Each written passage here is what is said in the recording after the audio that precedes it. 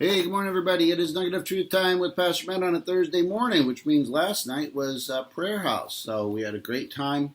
Come join us if you ever get the chance. All right.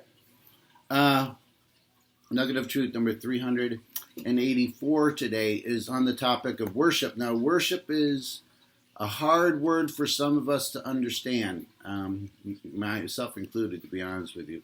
I think we get so wired into the definition or the thought that worship is singing, when obviously worship is much, much more. So that's kind of the topic for the nugget. Jesus calls us to be obedient followers.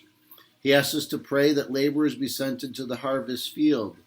But above all, these callings of service is a prior calling, to worship Him in spirit and in truth. This is our ultimate purpose. When all is said and done, and when the Lord has returned, when the multitudes are gathered before His throne, we will know we exist only for worship. It is the last picture given in Scripture of the saints in heaven. Revelation 19. Two quotes. One I'll read and one I'll try to remember. A.W. Tozer, kind of one of my favorites, I guess. If you will not worship God 7 days a week, you do not worship Him 1 day a week. So think about the ramifications of that sentence. If you don't worship God every day, then you're not worshiping Him on Sunday. That's an interesting and challenging thought. And the other quote I'll try to remember, it's a little sticker that's on Nicole's laptop. I know we've mentioned it before, even during a message. But, and I couldn't remember how it goes then either.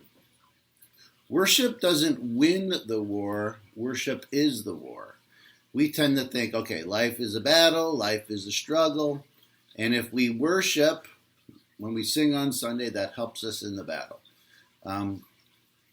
But that's kind of a short-sighted view of this topic of worship. Worship doesn't help win the battle. Worship is the battle. That is our purpose. That is the reason why we're here, is to worship and to show God His worth.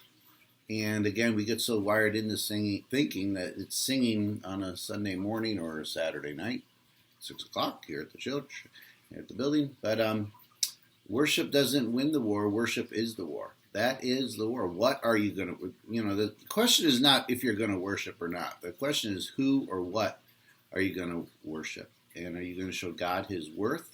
Or are you going to continue to fall to that temptation or the habit of showing the world its worth? All right. Well, anyways, that's the nugget. Take care. God bless. Have a great day. Bye-bye.